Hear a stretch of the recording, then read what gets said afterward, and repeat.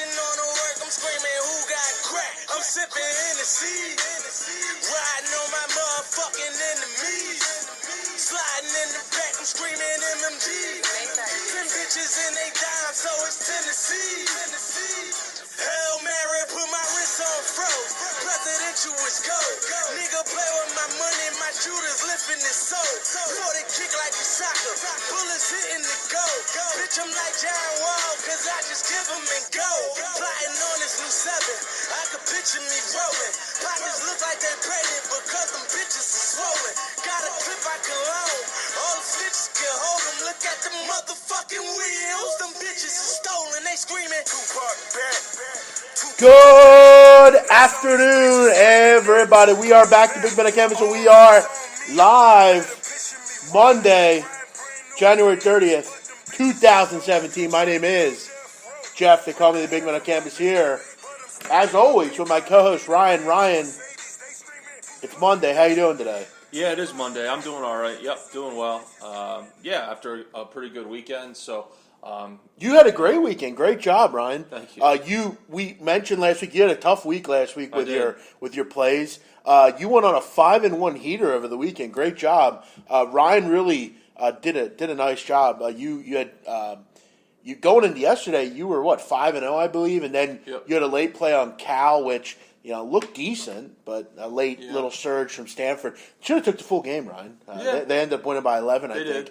But great job. That brings your record to what?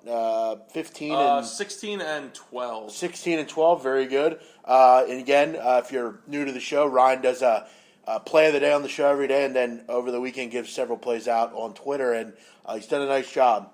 You had a 9-game winning streak at one point, and you're on a 5-6 run right now. So great job. We'll look forward to getting your play here. I think we both agree tonight on a play. We do. We chatted before the show, and it's one of my plays as well, and we'll get into that. But welcome to everyone out there listening. As always, whether you're new, you're a current listener, and you enjoy the show and you've been around a long time, welcome to all you guys. Everyone on the chat box, Brian, Trey, Tyler, Best Gambler, everyone out there listening. I know there's plenty of guys that don't get on the chat box. Welcome to you guys as well. I hope you enjoy the show. What's up, Greg? How you doing, pal? We're doing well. So, Ryan, a lot to do today. We'll get into the college basketball card. Not a huge card, as usual on Monday, but we'll get into a couple games we like. We'll break down the whole card, basically. We'll also get into a little, Super Bowl, and I think you got some 5 questions. Mm-hmm. And we will also talk about some news going on in the world. I know you and I, Ryan, particularly me, I have some staunch things that I want to say about some things that are going on by our current president, Donald Trump. I guess that's what we got to call him now, right? He is. That's his title. So I guess if we Google it, he's the president, but I get the feeling this isn't going to be too long. I get the feeling.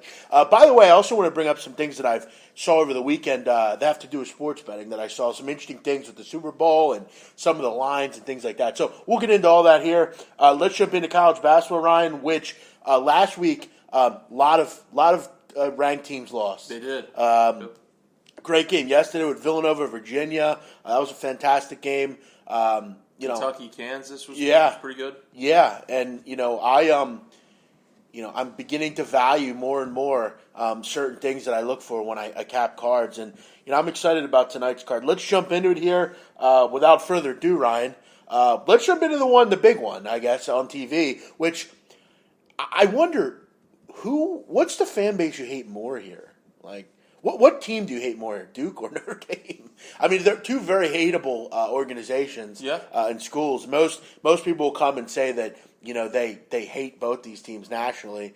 This is definitely two teams that either you like or you love hate. Or There's hate, always right. those teams that are kind of intermediate. That, like, some people have no opinion on these two teams, though. High profile colleges and teams that I don't like either one of these. Definitely an interesting game coming in. I mean, Notre Dame's lost 2 in a row. They lose to Virginia the other night, and then they lose over the weekend to Georgia Tech, which I think we're starting to find out Georgia Tech pretty damn good at home. Josh Passer's done a fantastic job there. Have 3 really good wins. Yeah.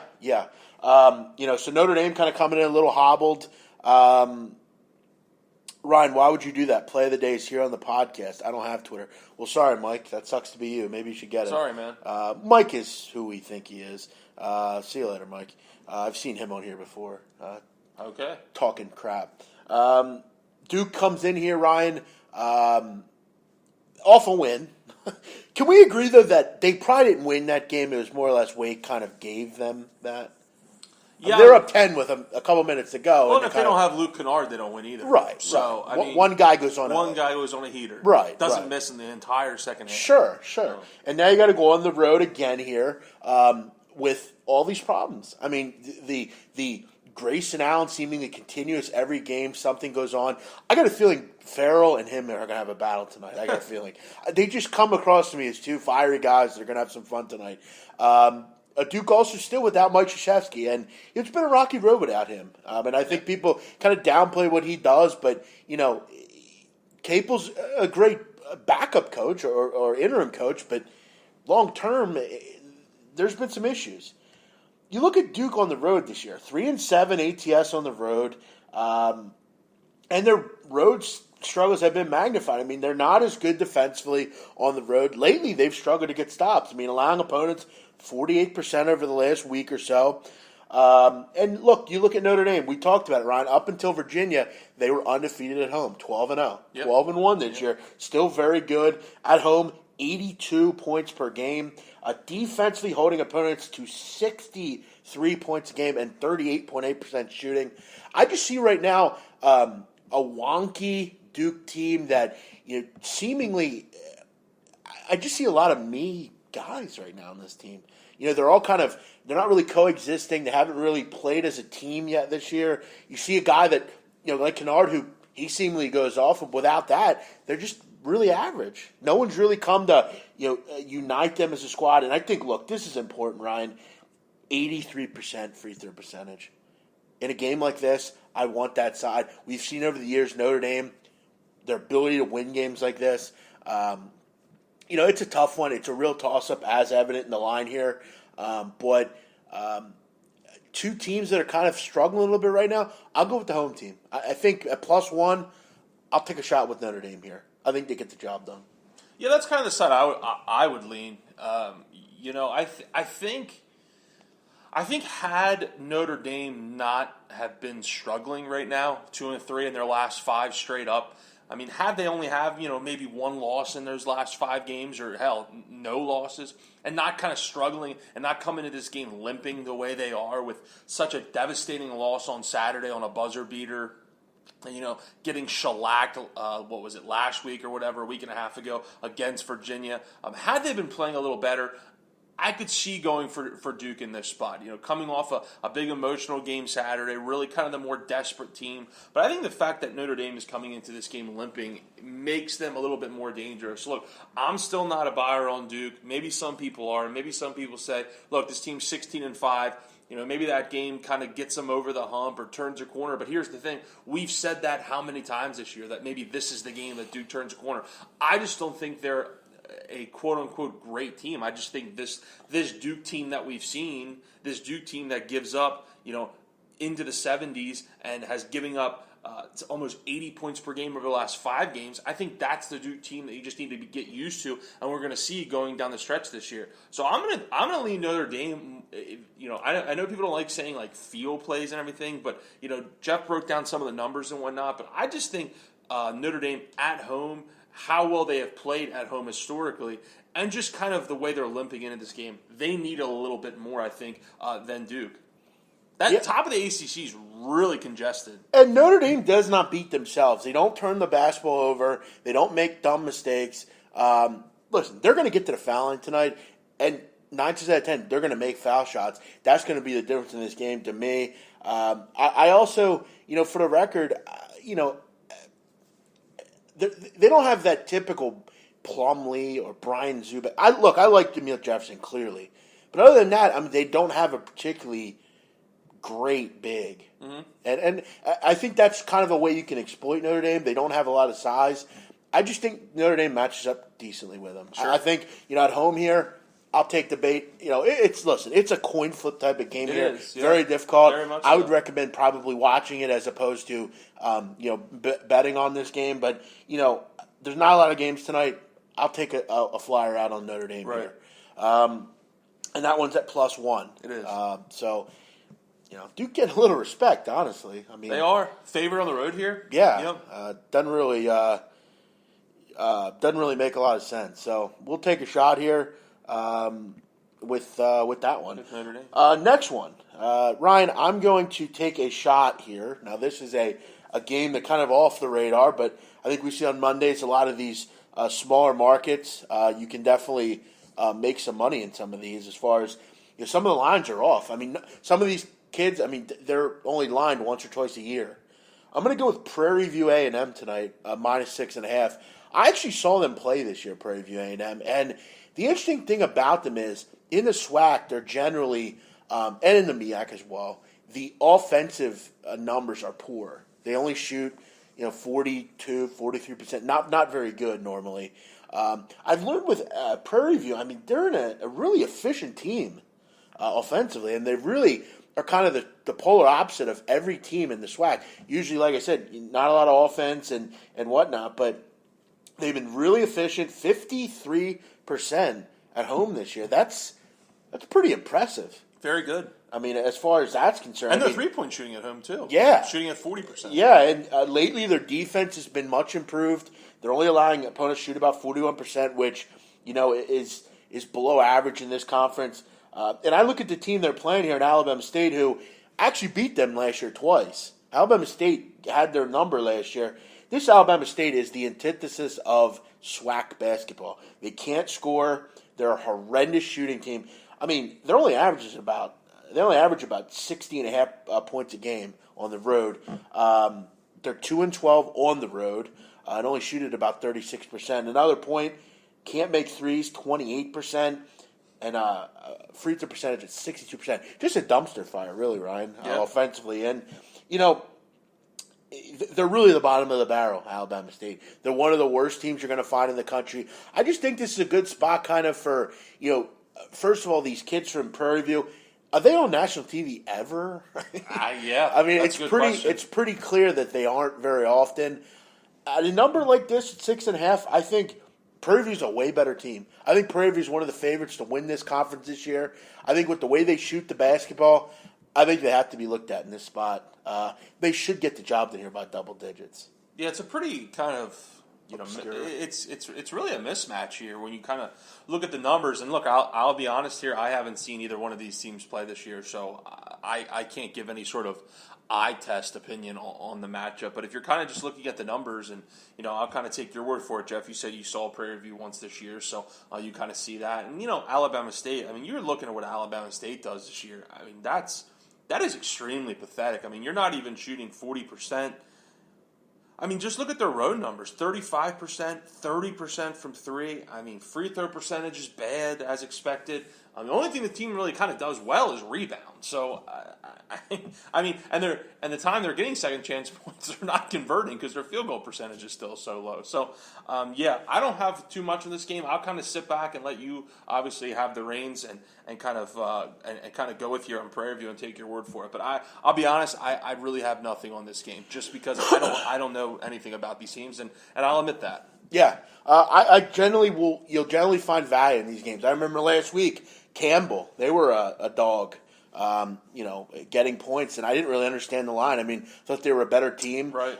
One thing you'll learn about these schools, no one really bets them. I mean, Sharps don't bet them, and most time bookmakers don't have an idea of what to really set their lines at. So I'm going to go with Prairie View A&M here at -6.5.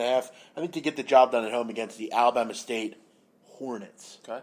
Ryan, shout out to the boys up at VIP Barbershop in the South Bronx. They were listening in Friday. Nice. So if you're in the Bronx, you need a haircut, go see my boys down in the South Bronx at VIP Barbershop. Nice. Appreciate the listen, guys. Yeah, we'll have to, if we're ever up there, we'll have to go over there, get a haircut. Right. You need to stop having a woman cut your hair, Ryan. That's just the way my hair is. I can't go to a No, barbershop. you go up, you get yourself a nice fade. I can't get. My hair is not meant for a barbershop. I It's get just not. What? That is one of the dumbest things It's not. I've heard. It's I mean, not. Really. I'll be honest. If I sat down, What does that mean? in a barber's chair, I'm not sure they'd know what to do. I'm being serious. Yeah, I mean, I'm being listen, serious. if anyone cares about their hair, it's me, and I have never had an issue with it. You don't know that's what they're meant to do.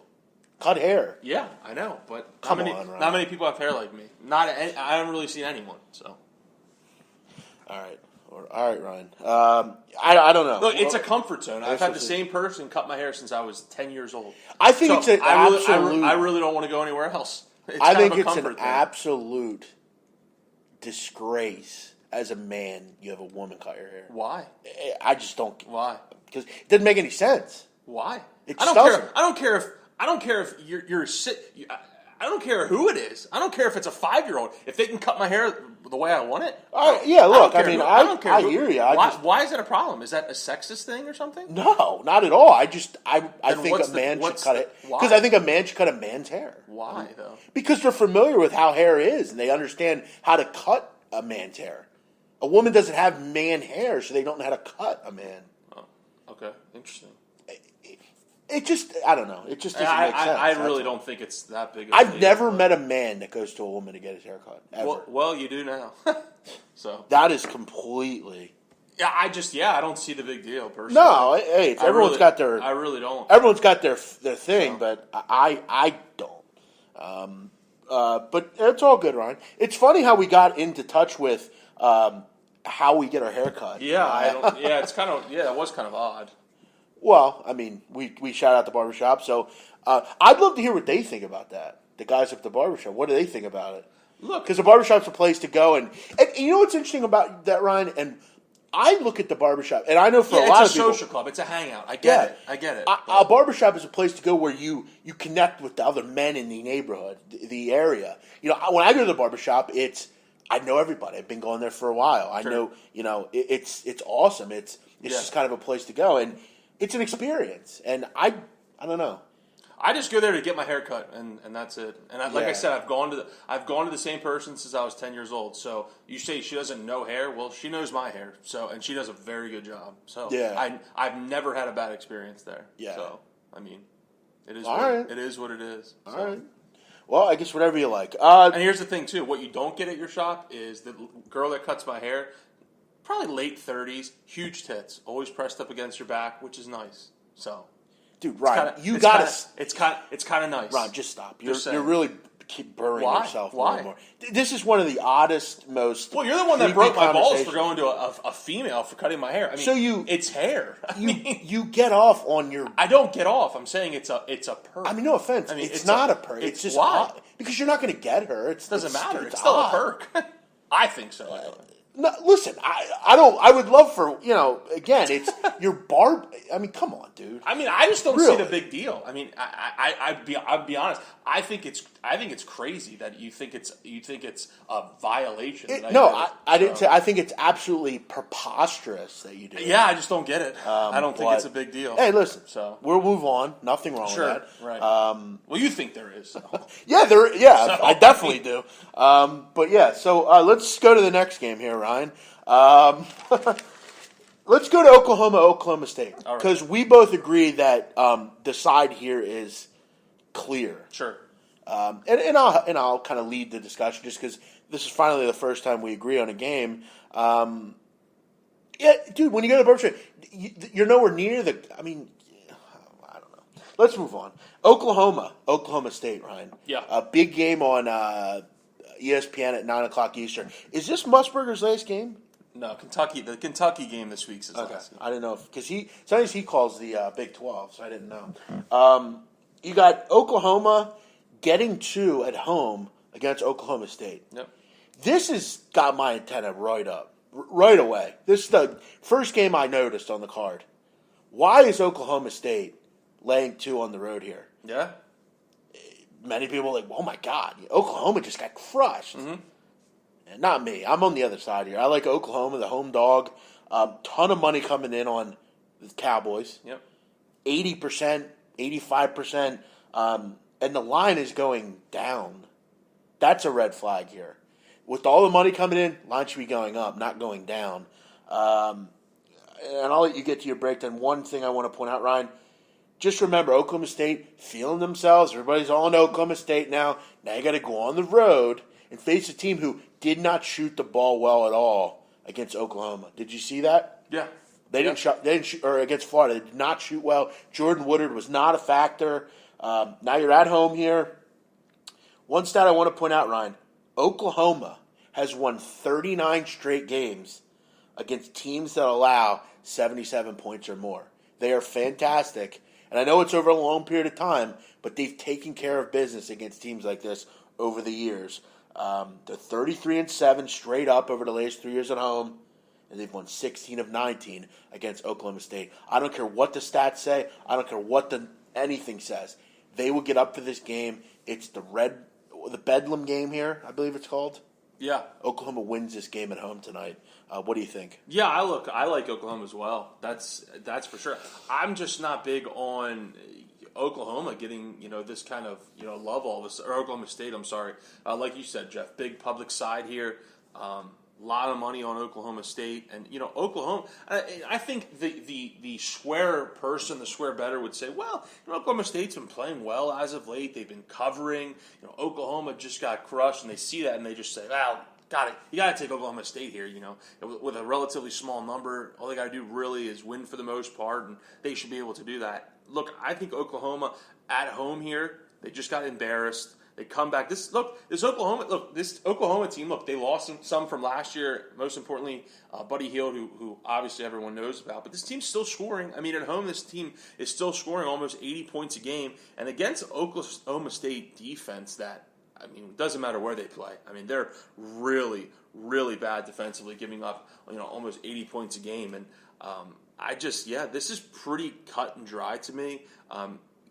I know Oklahoma State can score and whatnot, but I'm just not sure they're in a position where, look, they're 5-5 on the road in a game that's relatively straight up. They're laying a field goal here, a bucket, but 5-5 straight up on the road. I'm just not into them here. I'm going to go the other way here.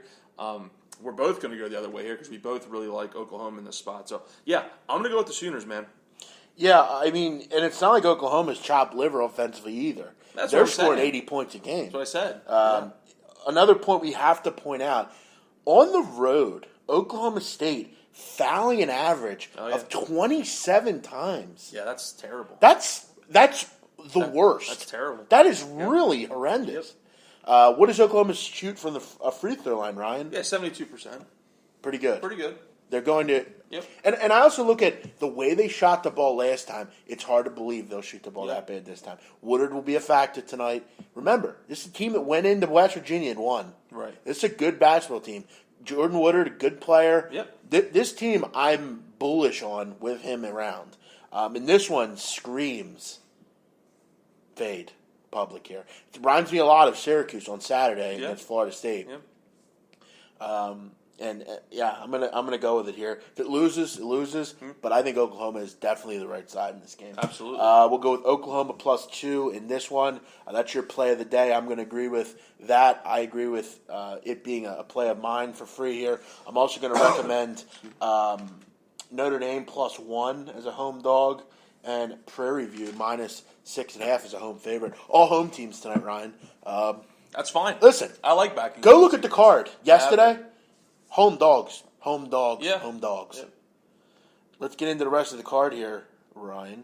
Home dogs are the way to go. Absolutely, for sure. Especially lately. So.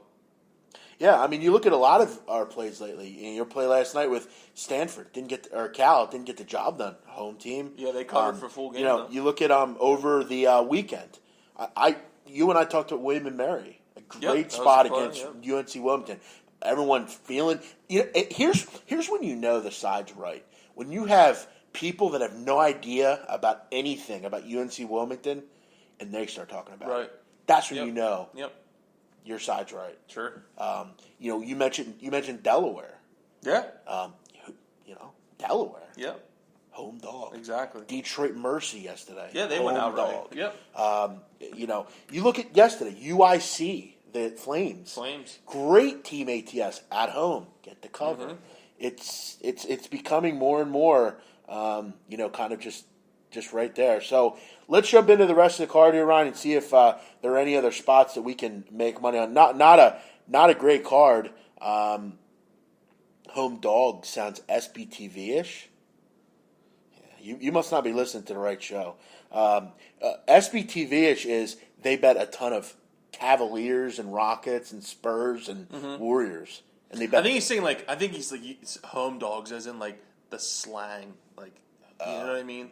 You know what I mean? Not really. I don't think because they don't bet home dogs. No, they don't bet dogs at all. So I think that's what he's. I think he's being sarcastic. I think that's what he's talking about. All right. UT Arlington, Coastal Carolina. I'll look more into this game. Another home dog here, 6.5. 6.5. That's a pretty nice amount. Listen, is Coastal Carolina very good? No. Well coached though. Cliff Ellis is a very good coach. He throws a lot of zones at you. Don't be surprised to see Coastal hang around here. A 6.5-point home dog. That's a lot of. Yeah, that's a lot of points there. It is. Yeah. Chanticleers aren't particularly any good, but it is a lot of points though. I really have no opinion on UT that. Arlington has become kind of a mid-major. People like to back due to their recent success. But we've seen this year with a team like IPFW, that train is long gone. Texas State, App State. Explain to me why Appalachian State's a favorite here, Ryan. Yeah, revenge spot here. Texas State did kind of pound them earlier in the year, so App State gets it done tonight. Yeah. Why are they a 1-point favorite here? I don't get it. I don't get it either. Somebody knows something. Yeah. Georgia Southern, Troy. I don't know. Not a big opinion on it. I think Troy's the better team. I tend to like them at home. I tend to like them as a dog too. They're good in a dog role. Yeah. I bet on them earlier in the year. Was a play of the day of mine actually when they were at home and laying a similar number and they lose the game outright, but relatively easily too. So I usually like them as kind of a dog or a home dog especially. So in this spot I'm not really in love with it. Weird line here. Georgia State open 2.5, bet up to 4, but most of the money and side money is coming in on South Alabama. Kind of odd. See another home dog here. Georgia State should get the job done, but another very interesting spot here. Seems like it's too easy, yeah. Arkansas State, UL Lafayette. UL Lafayette has played well. One of their better players, though, Bryce Washington, might not play. I got to pass on this one. Western Carolina, Mercer. Western Carolina off of a win finally. They did get They one. beat Wofford the other night. They actually went outright as 9-point underdogs. How about that? Should Mercer be laying this kind of number? I don't know. They should roll here, though. West Carolina is either they'll win a game outright as a 10-point underdog or get crushed. They get crushed. So yep. I'm willing to think after a win they get crushed. Yeah, that's kind of the way I would lean. Ryder, Canisius. I kind of lean over here. Canisius has been flying over a lot of high games this year. Up tempo, love to run around. I kind of like the over here. Yeah, I have no opinion on that one. Siena, Quinnipiac. This is another shady one here. Siena is a team I'm hearing a ton about too. Yeah, everyone's kind of seemed to fall in love with them. I'm not really sure why. Yeah, a lot of people have been talking about them the last couple weeks. And Quinnipiac at the only thing they seem to do well is rebound the basketball. I'm off that one. Edwardsville, Belmont. I would lay it with Belmont there. Edwardsville is really bad. Go ahead, sorry. Yeah, one of their better players probably is not going to play tonight. Belmont's rolling right now. Yeah, I actually thought about that was, until we kind of got, in discussion about Oklahoma, that was one that was on my radar. I do like Belmont in that spot. Yep. Edwardsville is very bad. Absolutely. Lehigh, Boston University. I have a play on this game, so I'm going to be off it. Do you have any opinion on that? I do not. We'll just skip that one. South Carolina State, Howard. South Carolina State, if you don't, which many don't know, but when they are lined, they are really good against the spread. They're like 6-0 in their last 6 road games, ATS. I mean, you see the line drop in that one, right? In Howard? Yeah, I mean, it opened at 6.5. It's down to 2.5. Yeah, there's something with this line. I don't know what the story dropping is. 4 points? Yeah, I don't know what the story is here. Damn, I don't see any injury news or anything, so I don't know. I mean, South Carolina State I'm not looking to bet against, so I'm probably just not going to play this one. Howard is without James Daniel and been without James Daniel. I'm not interested in them without him. And then Drexel, William, and Mary, kind of a weird CAA game on a weekday. Yep. On a Monday.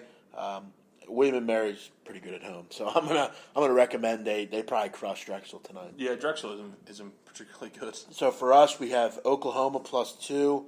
That's your play of the day. Notre Dame +1 and Prairie View A&M -6.5. So yeah, a lot of interesting games tonight. Not a huge card. We'll attack it, try to make some money. Yes. What's up, King Me? How you doing? Ryan, interesting stuff with the Super Bowl. Obviously, props coming out, game sitting on 358. Yep. I saw today, it's actually reported by the guys at Sportsbet. Did you hear about the heads and tails issue? What about it?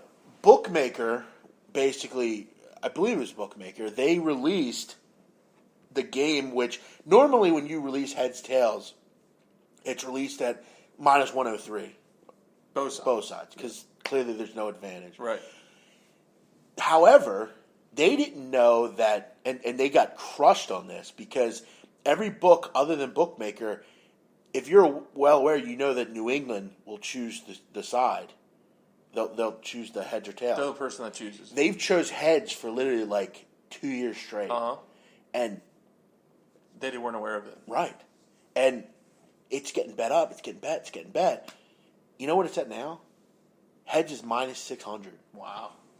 And they're trying to attract tails money. No kidding. So they're like trying to get Belichick to somehow give something out. And you know he's not going to. But they got crushed on this prop. And it's just really interesting how if you do some research with some of these props, there's money to be made if you can find. Well, here's the right thing, one. though. I mean, I get that Belichick chooses heads, but it's still not a given that the coin is going to come up heads. Sure, and that's why. So I get where you think you're going to have an advantage. No, it's what he. I think. It's what they choose. Yeah. Oh, not with the coin toss. No, I think it's what they choose. I see. So it's like. So it's just what they choose. Yeah. Oh, so you're. So I think it's what will that team choose. Yeah. Okay, not the result. Right. I got you. So it's like there's really no initiative. So now, you're definitely. I got you. Unless Belichick does something stupid like. That'd be classic. Just. That would be Belichick too. Yeah. Be like, hey guys, here everyone's betting on it. And for me, it's like I would just take tails just because. Like I'm getting a great price on it. You never know. Yeah. You know. True. That is interesting. But there's a prop that I'm looking into, and we're going to get into props mostly for the rest of the week. We just had a lot to talk about today, so and the game's still 6 days away. There's a Peyton Manning prop. How many commercials of Peyton Manning's will be showed? Interesting. At 1.5. Okay. That seems low to me. I know you have to lay some juice on it, but you got to figure. I mean, he's involved in how many will be played during the entire Super Bowl. You have to you have to think this. You have to look at it this way: is there how many different commercials that will be played? Okay, and how many commercials? What commercials is he in? Well, he's in Nationwide. He's in Papa John's. Those are the only two that I think will be played. So I would think both of them possibly be played. I would think both of them will be played. I mean, it's hard to believe. I mean, because you have to remember, most of these companies you see on like during the game, like a regular game. They don't have the kind of money, some of these companies, to think about this, though. How many commercials have you seen him in recently, though? Not a lot. I know. He's kind of gone away. Yeah, but, I mean, I have to figure him being an NFLer and him having a connection to the game, sure, they would be more inclined to play. And look, we know Papa John's will be showed. That's a given. A pizza, the Super Bowl. I mean, come on. A pizza? The question is, can we get nation? And I think with the connection of, like, trying to maybe tie in the accidental coverage or on some. I don't know. I think it's worth the play. Okay. So I might get into the over on that one. We'll see. Yeah. But we'll talk about some props the rest of the week. Ryan, before we get into the 5 questions, which I think you've come up with. I have, yeah. I wanted to chat a little bit about something more off topic. Doesn't have a ton to do with sports, but in a way it does have something to do with sports. And I'm going to. It has affected sports. Yeah, and I'm going to tie that in at the end.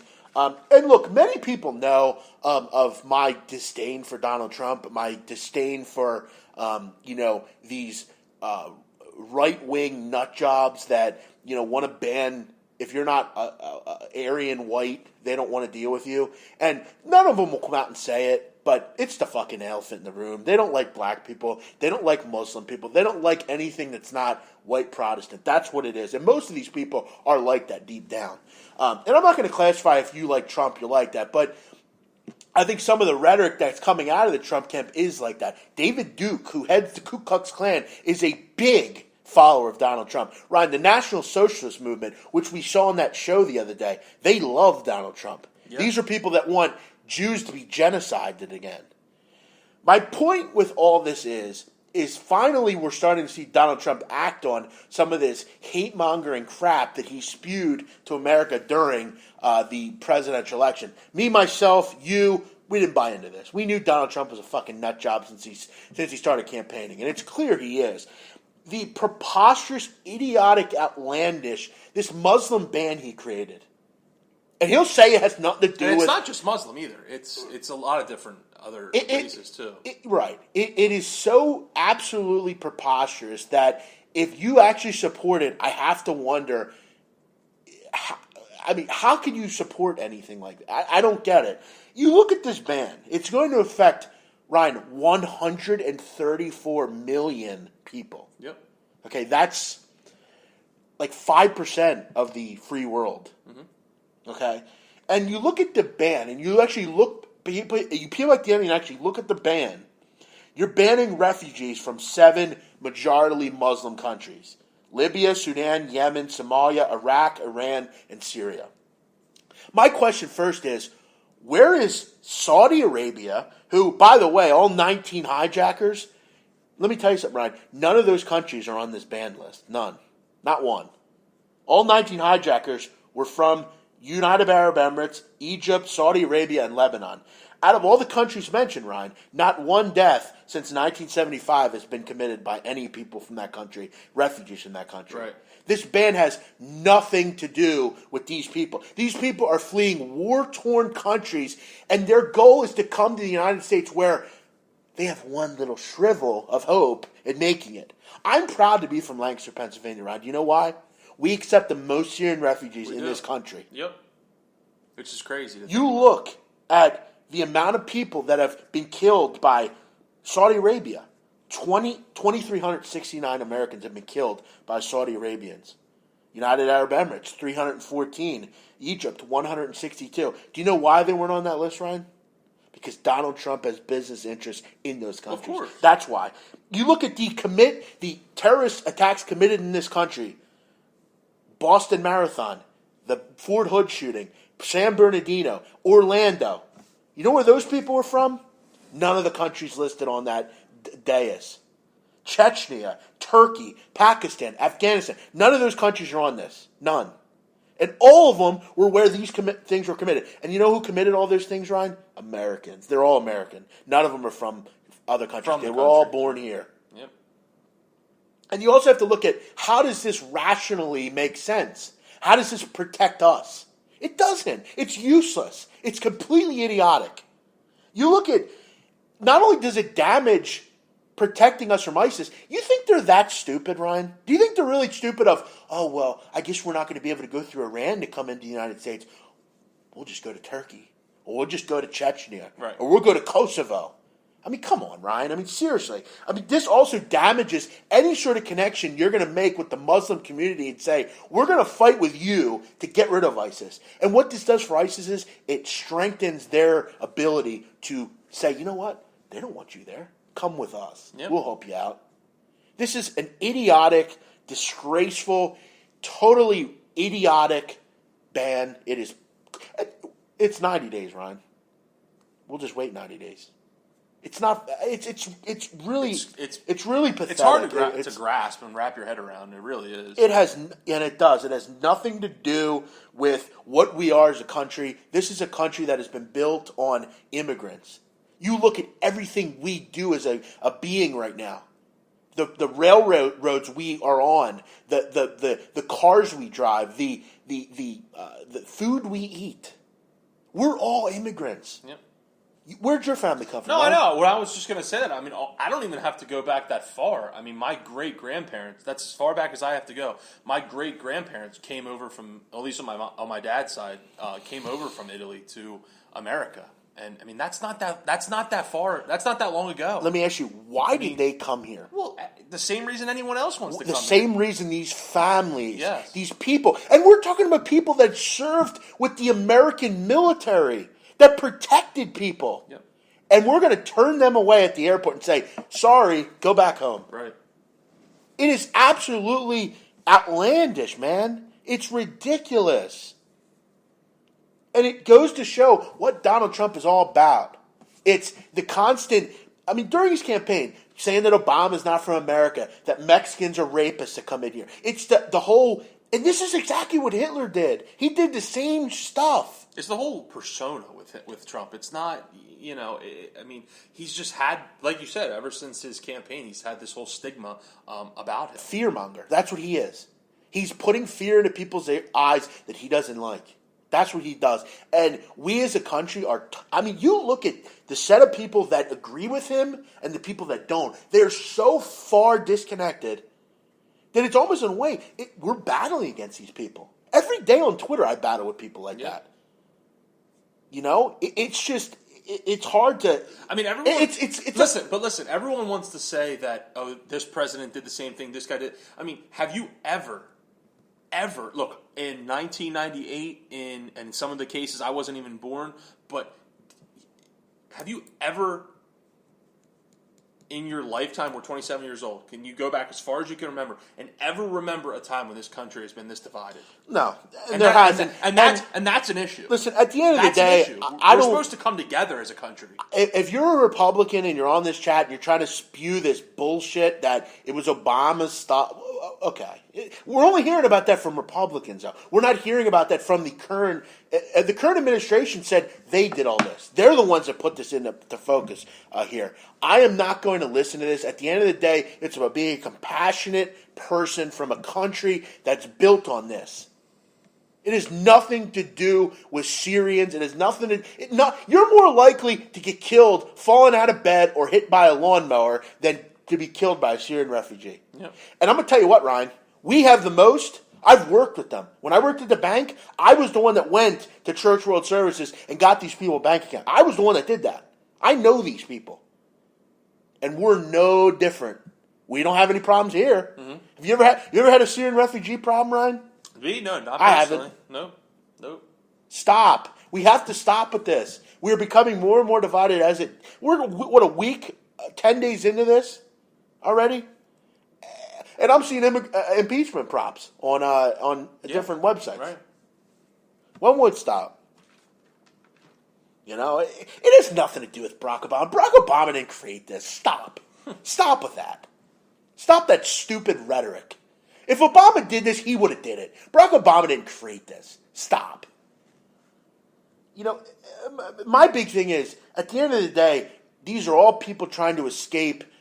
I mean, have you seen Syria, Ryan? Have you seen what's going on And that's there? the thing. I mean, for the most part, too, like, certain people just need to... I'm not calling anyone out, so don't jump down my throat, but, some people just need to educate themselves. And I mean, look at what... You can't talk to these look people. at what those people are going through over there, and to come over here and try to better themselves. I mean, what's so bad about that? I'm not going to engage anyone that has any political views that involve Donald Trump. I'm not going to do it. You're not going to spew that complete hate rhetoric to me that I don't want anything to do with. I don't want to talk about it. I have no problem if that's who you voted for. Keep that to yourself, though. This is a show that I have, that I created, that I want to talk about what I want to talk about. If you have this racist hate rhetoric, take it and go somewhere else. I support Black Lives Matter. I support Syrians. I support Muslims. I support Catholics. I support anyone that wants to live in this country freely. Whether you're gay, blue, green, or whatever. I don't care what you do. If you are a good citizen and you're going to... And that's all you have with some of these people. You have safe... They just want to get away from war. It is nothing... What is this? This is not protected anywhere from safety. What is... None of these people... Again, let me list. But that's the persona that people have in their mind. What? That's the thought. So ban everyone. I'm telling you. Don't so yell. Pick Afghanistan. Don't yell. I'm just telling you. I know. I'm just telling you. That's the persona, and that's the when people think of terrorism, that's what they think of. So why not ban Afghanistan? I hear you. Why not I hear ban you. Saudi Arabia? I hear you. Saudi Arabia I is hear the you. most brutal Muslim country in the free world. I'm aware, and I think Trump has business interests there. That's why. that's the biggest issue, and it comes down. But that's what it comes down to, Jeff. Of course, it does. Is that not what this country and what this world anymore is about? Is money? Of course. I mean, that's just the way it is, dude. And that's you want to create something unfortunate. And idiotic like this. Not only did you create it, but you didn't even do a good job of enforcing it. It's completely ridiculous. I mean, really. For the first time, I'm starting to look at people like that and say, "Wow, it's a shame. It's such a shame."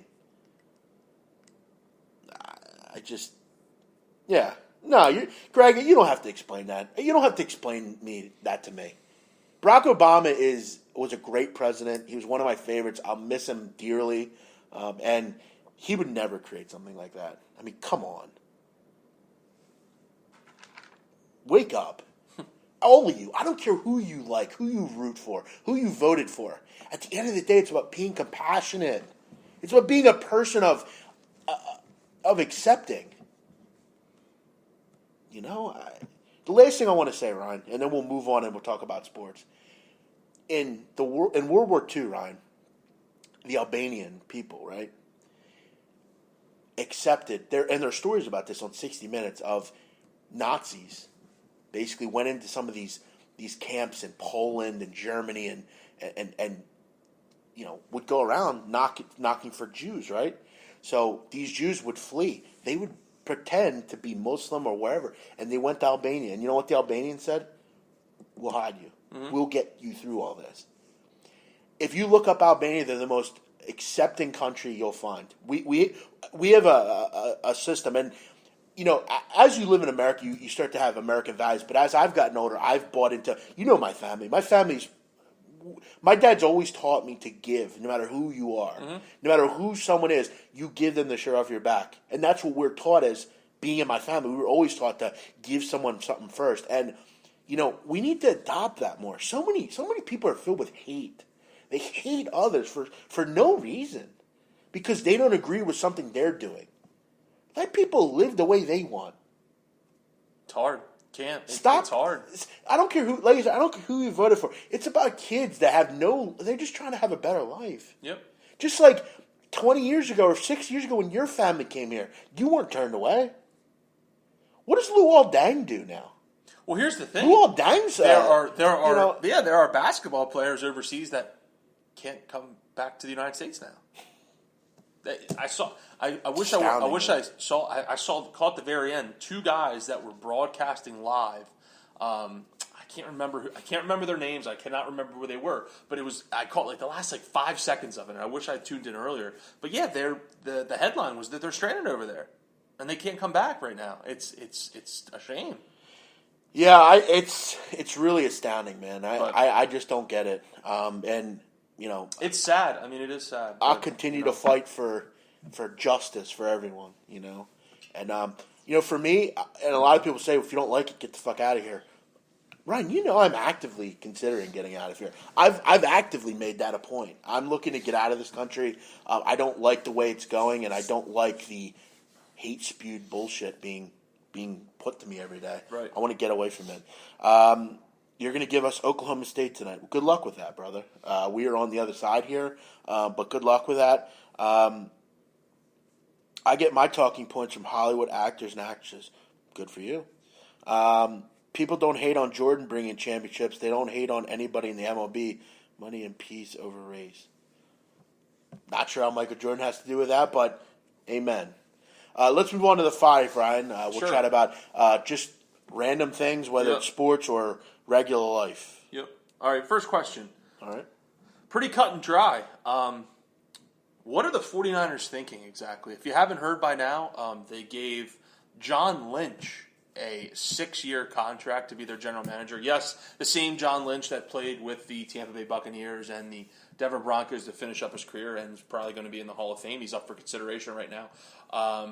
What exactly is he thinking? And it sounds like they're going to give Kyle Shanahan a similar 6-year contract. Did they not learn anything from Chip Kelly? What are your thoughts on that? Because I was at my parents' last night, didn't check Twitter for a while, came home, saw that. My first reaction was, what the fuck? What was yours similar? Or was yours kind of John different? Lynch is a smart guy. I mean, he's a great football player, knows a ton about the game, went to Stanford.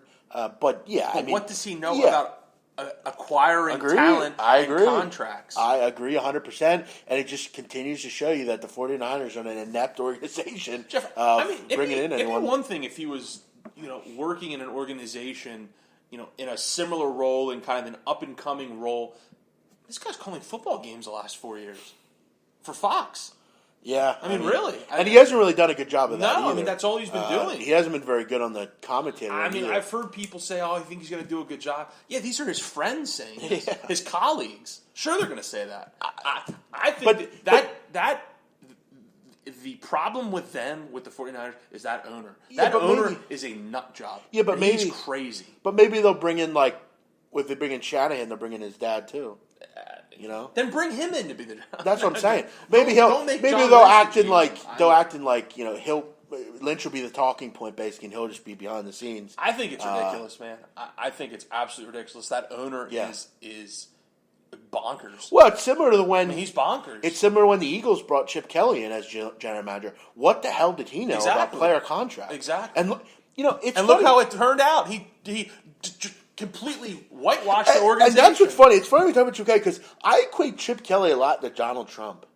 How he screwed the Eagles so bad. He did. That's what Donald Trump's doing to America. And we're going to be so far behind. It's crazy. That we're not going to be able to get out of it. And I don't get why. Yeah, I think you're right with the owner, Jed York, I believe his name is. Yes. And you see it a lot. These owners just get way too involved in the day-to-day. And that's why I kind of like Lurie and the fact of he doesn't really know about football. He doesn't really act like he does. His guys do the thing, right? But you need a happy medium, I guess. And but to give them 6 years, a standard coaching contract in the NFL for a new head coach is 4 years. Yeah. I mean, to give a guy 6, so now say it doesn't work out after a year or two, you still got to pay that guy for 4 years. Oh yeah. And by the way, if it doesn't work out, you got to pay him for 4 years. You're still paying Chip Kelly for his buyout. I know. I mean, it's crazy. It's not even so much I'm so happy I'm not an Irish fan. And you also have to wonder, not only do they make odd moves with some of these coaching, these personnel issues and bring a general manager in, but you look at what some of these coaches do on a regular basis and where their thinking pattern comes from. Like yesterday in that Virginia game, Virginia was getting owned on the rebounding. Yet their 7-foot center sat on the bench. Purdue did the same thing. My next question is actually about that game, so let's hold off for a second. But real quickly, and I think they are the 49ers the worst team / organization right now in professional football? Would you put anyone else above them? I mean, I think the Browns have some positives, I guess. I think so, because... But from a football standpoint, whose roster would you rather have? I think I'd rather have the Browns. Yeah, the to Niners. Be honest with you, the Niners. The Niners roster's terrible. I mean, another team that I think is really lost is the Colts. I think they're a lost. At least group. they have a quarterback they can kind of build around. Who has some talent. So, but the 49ers are they're lost. Poor organization. Number 2, like I said, it kind of piggybacked off what you were saying about Nova, Virginia. Was that the game of the year thus far? Would you say? Looking at as an entertainment standpoint? I do. I think that was fantastic. I thought it was. I mean, I love watching Virginia play defense. I think they're absolutely fantastic, the way they play defense. But, so far, I think it was probably the best game. But again, I hated Tony Bennett down the stretch. I thought his coaching was absolutely horrible. I thought, again...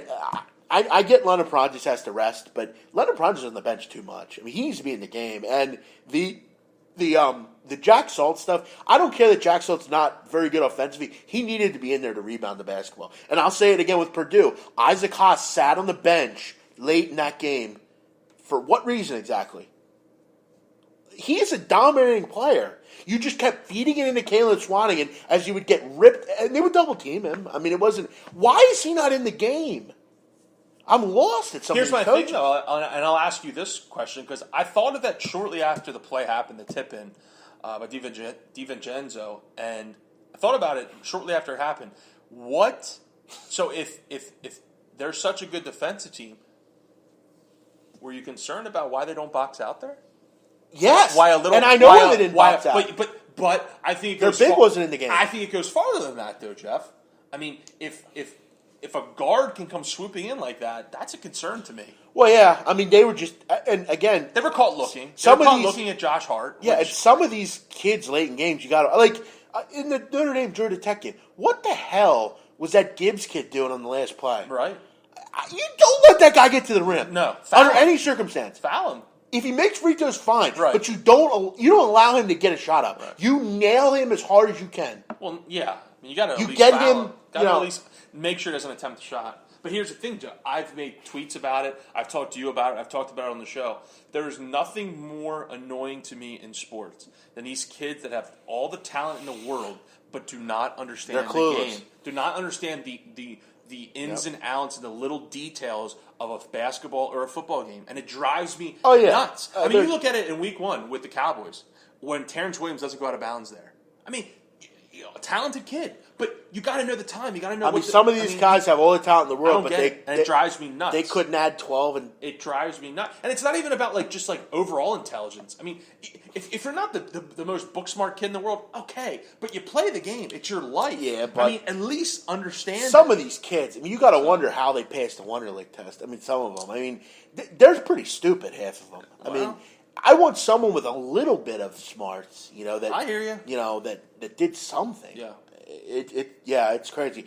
Jets are right there as far as bad organizations. Well, I would agree. I would agree with that for sure. I don't know how you can argue with that. I Their wouldn't. drafts have been horrendous as far as over the last couple of years. Yeah. I mean, just totally lost. Especially with the amount of quarterbacks they've been taking. Oh yeah, and the I'm amount not of sure I failures understand at quarterback. I mean, you waste a second-round pick on Christian Hackenberg. He doesn't even see the field. I mean, I don't get that at all. Yep. Anyway, third question here. What team did you learn more about Saturday night? Kentucky or Kansas? What did you take more away from? Kentucky's performance or Kansas's performance? I took more away from Kentucky's performance. I think we're learning. I mean, you know, at the end of the day, you can't teach veterans. You know, you can't. You know, sometimes having veteran players is just The better. experience Yeah. factor. I mean, because I saw a team in Kentucky just kind of wear down. They kind of got lost late in the game. They didn't play hard. Defensively, they weren't very good. And you know, I'll take Frank Mason and Devontae Graham over a lot of people. Yeah. You know, it's great having some of them kids down low that can jump 80 feet in the air, but at the end of the day, I thought Landon Lucas, I'll take him over a lot of what, you know, Bam Adebayo is a great player and everything, but, you know, one of those guys is just so raw. And look, that's John Calipari. That's what he does.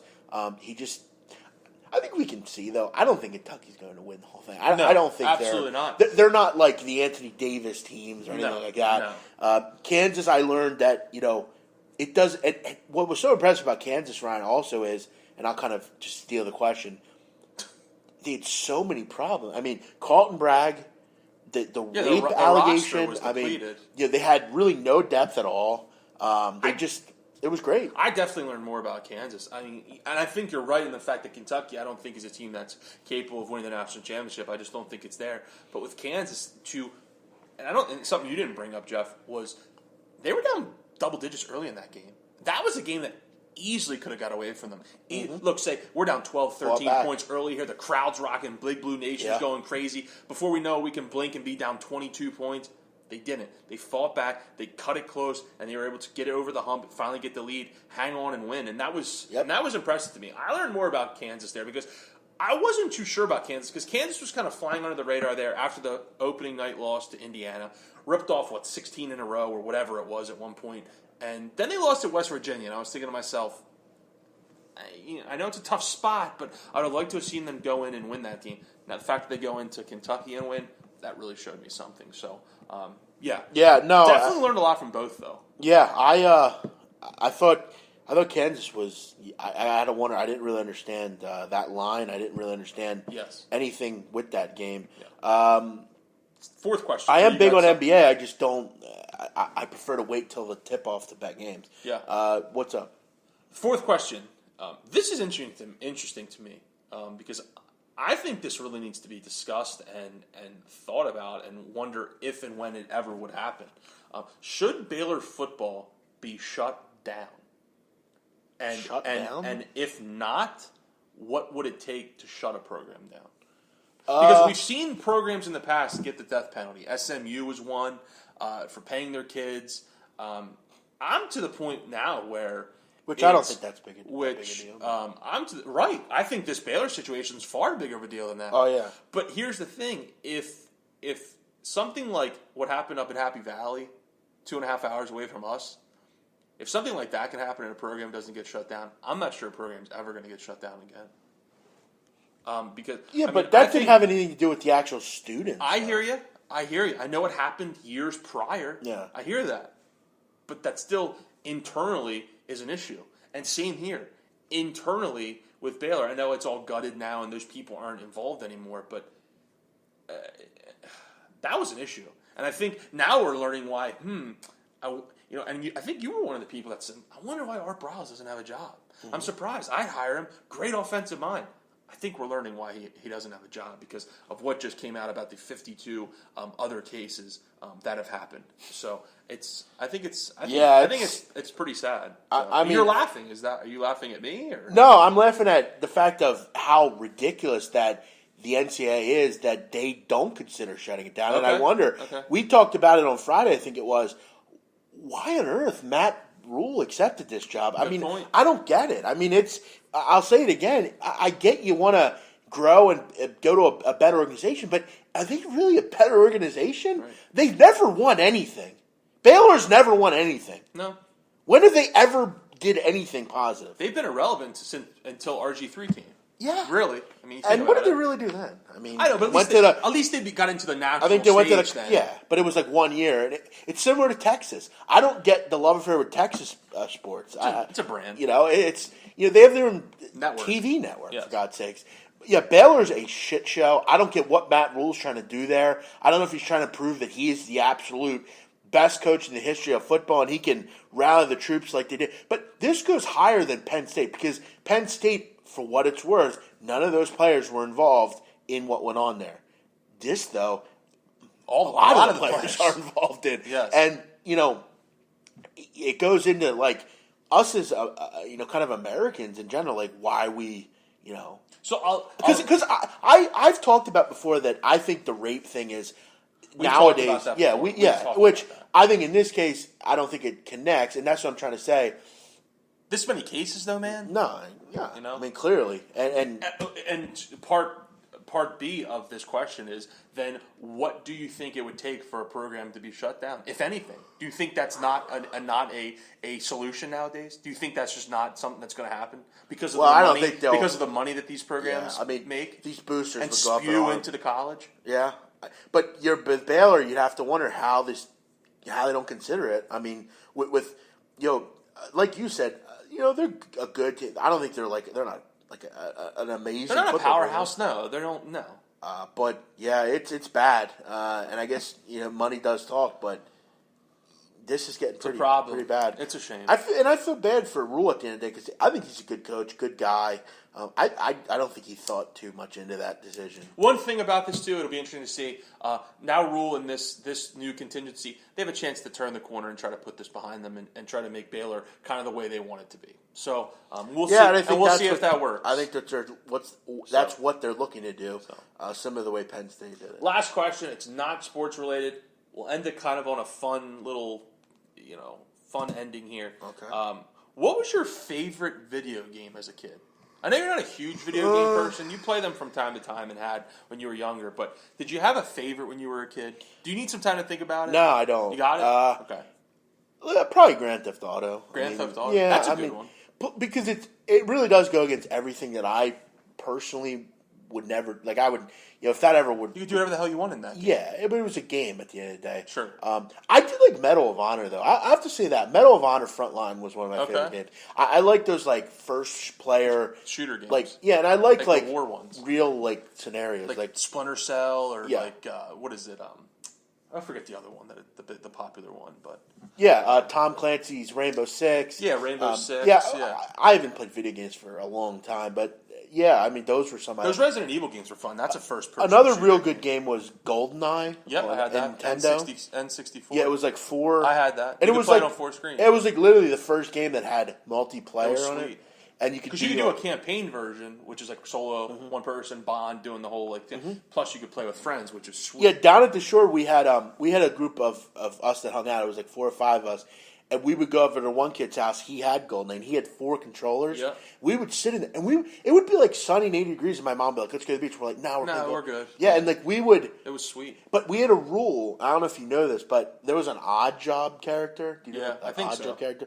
He was like super small, and we had a rule that no one could be him. And no one could be James Bond. Yeah, but you had to be like Natasha or like Boris or like Umarov. Remember Boris? Yeah, or like Umarov or somebody. Right. And there were rules, but it was.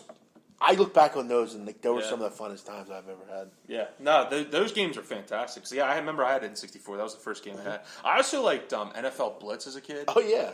I mean, nowadays I don't think I would really play it, but I mean, when you're I would probably play when you're 8, 9, 10 years old. Yeah. I mean, I remember because I remember the first system I ever got was a PlayStation 1, and that was the first game I bought. I went out with my dad, we got it, and it was sweet. It was like arcade style football. I mean, it was and you could like body slam people. It was sweet. Throw the bomb, which is like full length. Yeah, to the I field. actually never did any other play but that. The bomb, yeah. Like, it was the bomb. Yeah, that was the only play. The commentators were hilarious. And you would get like super speed and like. I also like Crash Bandicoot. I don't know if you ever played that. That was okay. That was like a really complex game. Like it reminded me of Donkey Kong a little bit, like more enhanced. Yeah, but the Gran Turismo was a pretty good game too. Yeah, some of those racing games. I liked Ken Griffey Jr.'s baseball too when I was younger. That was a good one on Super Nintendo. I didn't personally have it. One of my best friends that lived by my dad's house had it, and I would always want to go over there and play it. That was a good one. Some of these games are a little before my time. NBA Jam. Do you remember that game? Yeah, the 2-on-2. Yeah, come on. I used to play that at like some pizza. Like they would always have them at arcades. Yeah, they would always have them. Yep. But Sixers Kings. Who you got tonight? Game's about to tip off. I know. Weird. Well, it's a makeup game. Weird starting time because of the makeup, right? I don't know, dude. No Embiid for a couple Sixers days. Win. Doesn't matter. Okafor's in the lineup. I guess Kings aren't very good. Do the Kings really want to play in this game? Probably not. They got to go over the. I guess I'll go Sixers, but they've been good lately. Sixers man. +3. They just got pounded yesterday, though. Yep. So, but that's it, man. Sixers +3. Lock it up. But yeah, that's it, Ryan. Let's have a great night here. Hopefully, your play of the day continues to shine. You're on Oklahoma +2. I agree with you on that. We're also on Notre Dame +1 and Prairie View A&M -6.5. Everyone have a great night. We'll be back Tuesday with another edition of The Big Men on Campus. Hopefully you all will join us for that, and we will break it all down for you. Everyone have a great night. We'll see you next time. Bye-bye.